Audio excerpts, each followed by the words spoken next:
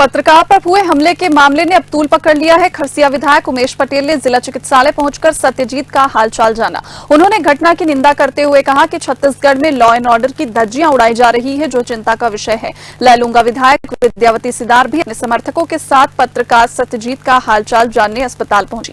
पूर्व मंत्री उमेश पटेल ने ये भी कहा कि लोकतंत्र का चौथा स्तंभ सुरक्षित नहीं है तो आम जनता का तो भगवान ही मालिक है। उन्होंने कहा कि कांग्रेस जब छत्तीसगढ़ की बागडोर संभाल रही थी तो कम से कम पब्लिक चैन की सांस लेते हुए जानमाल की सुरक्षा के लिए फिक्रमंद और दहशतजदा नहीं थी, लेकिन भाजपा के सत्ता में आते ही बलौदाबाजार जैसे कांड ने असलियत जाहिर कर दी है। हालात अब किस तरह के बन रहे हैं? विधायक उमेश पटेल ने सत्यजीत घोष पर हुए जानलेवा हमले की पूरी हकीकत को सामने लाने के लिए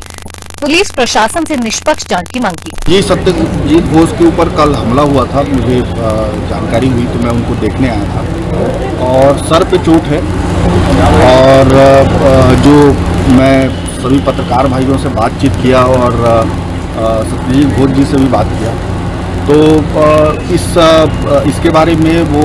एसपी साहब को ज्ञापन सौंपने वाले हैं और चाहते हैं कि इसकी बेहद जांच हो, उच्च स्तरीय जांच हो और दूध का दूध और पानी का पानी हो। जिस तरह से लॉ एंड ऑर्डर की धज्जियां उड़ाई जा रही है जब से भारतीय जनता पार्टी की सरकार बनी है, चाहे बलौदाबाजार की स्थिति जिस तरह से निर्मित हुई परसों और सत्यजीत घोष के ऊपर जिस तरह से हमला हुआ है और कवर्धा में जब से भारतीय जनता पार्टी की सरकार हुई, एक सीरीज ऑफ गृह मंत्री जी के क्षेत्र में एक सीरीज ऑफ ऐसी घटनाएं लगातार चली हैं, चाहे हत्याएं हो लगातार, एक एसपी ऑफिस के सामने माँ और बेटी का हत्या होना, इस तरह से बहुत सारी घटनाएं हुई हैं और law and order Bharatiya Janata party maintain नहीं कर पा रही है। कांग्रेस जिला अध्यक्ष अनिल शुक्ला, जगदीश महल, संतोष जायसवाल, हरिराम तिवारी और पूर्व महापौर जेठूराम मनहर घायल सत्यजीत का हालचाल लेने पहुंचे, जिसके तत्काल बाद लैलूंगा विधायक विद्यावती सिदार भी जिला हॉस्पिटल पहुंची और विपक्ष पर निशाना साधते हुए कहा कि जब जिला मुख्यालय में पत्रकार ही सुरक्षित नहीं है तो आम जनता कैसे अपने आप को सुरक्षित महसूस कर सकती है।